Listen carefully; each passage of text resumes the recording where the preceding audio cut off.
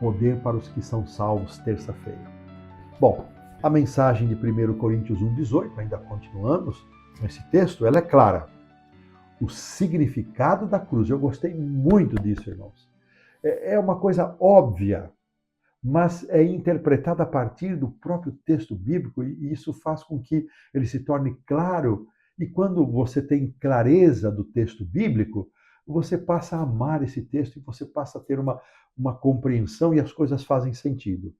O significado da cruz depende de como ela é vista. Olha que coisa impressionante. O significado da cruz depende de como a cruz é vista. Para quem vive em rebelião contra Deus, é loucura, uma conversa sem nexo, sem sentido. Mas para aqueles que anseiam a salvação, é o poder de Deus.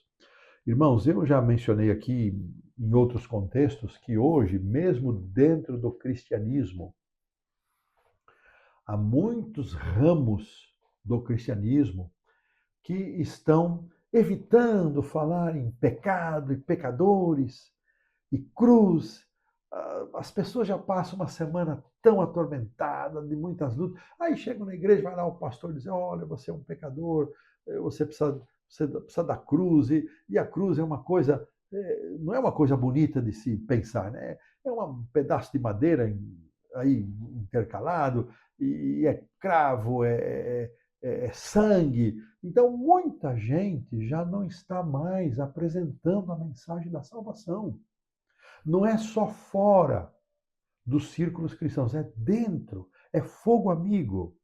Aqui, o autor utiliza dois outros textos de Paulo, que é Colossenses 1:20 e Pedro 2:24, para reforçar que esse era o conceito do apóstolo. Lá em Colossenses, ele fala que a obra de Cristo produziu paz e reconciliação.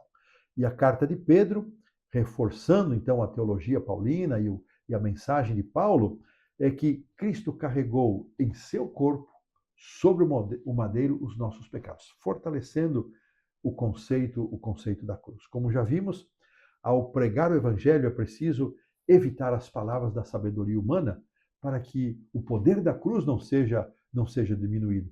Voltando ainda agora a 1 Coríntios 1:17, torna-se mais fácil entender que o oposto de loucura não é sabedoria humana, mas é poder de Deus. Olha, eu gostei disso aqui, eu nunca havia pensado nisso. Quando Paulo está falando de loucura, ele não está falando da loucura versus sabedoria humana. Ele está falando loucura humana versus poder de Deus. A cruz, que é tão contrária a essa sabedoria humana que ele chama de loucura, ela expõe o quanto a sabedoria humana é, na verdade, uma insensatez. E por quê? Irmãos, o texto grego aqui, do verso 18, 1:18, quando ele menciona para os que se perdem, ele está dando ênfase para aqueles que colhem o resultado dos seus próprios atos ou de suas próprias escolhas.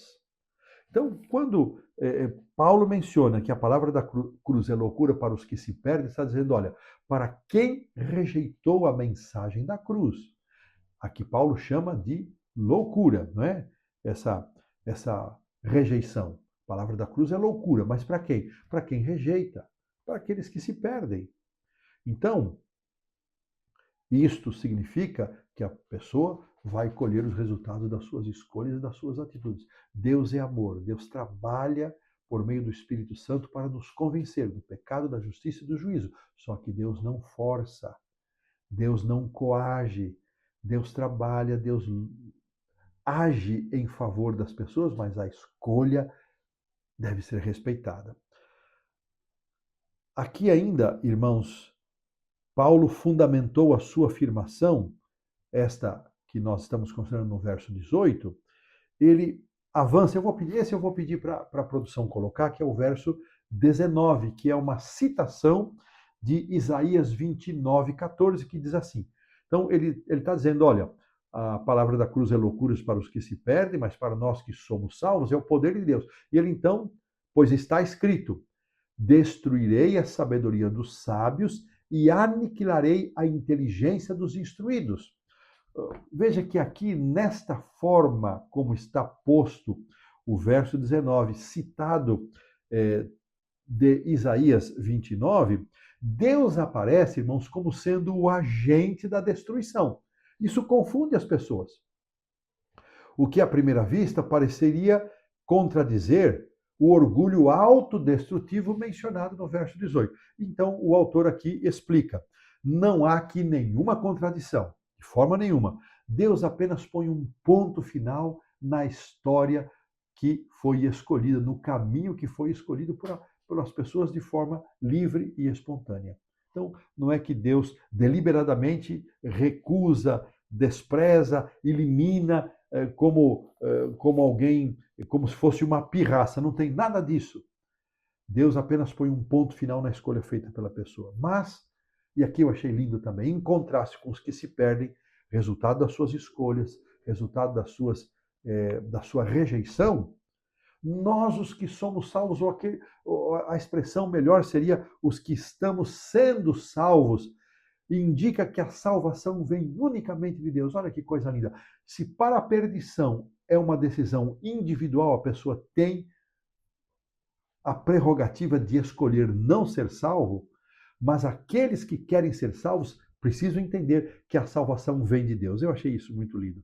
Paulo diz que estamos sendo salvos, ou seja, nós não nos salvamos a nós mesmos. Olha que maravilha. Nem poderíamos fazer isso.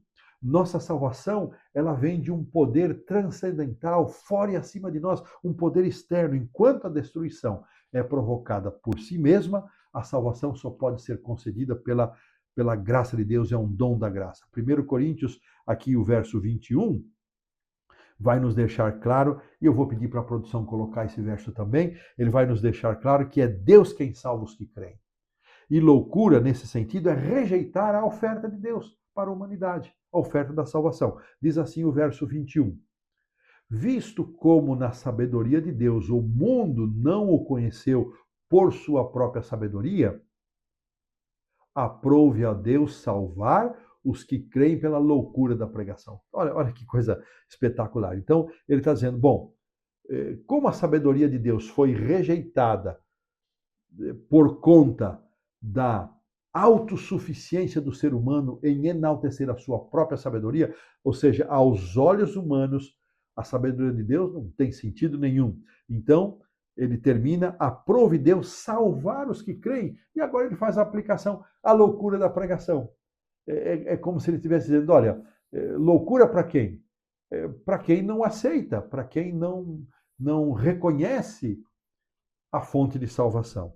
Muito interessante esta conjugação. Loucura nesse sentido, portanto, é rejeitar aquilo que Deus ofereceu à humanidade por meio da cruz. E com isso, com essa rejeição, atraindo sobre si destruição. Então, pergunta para nós.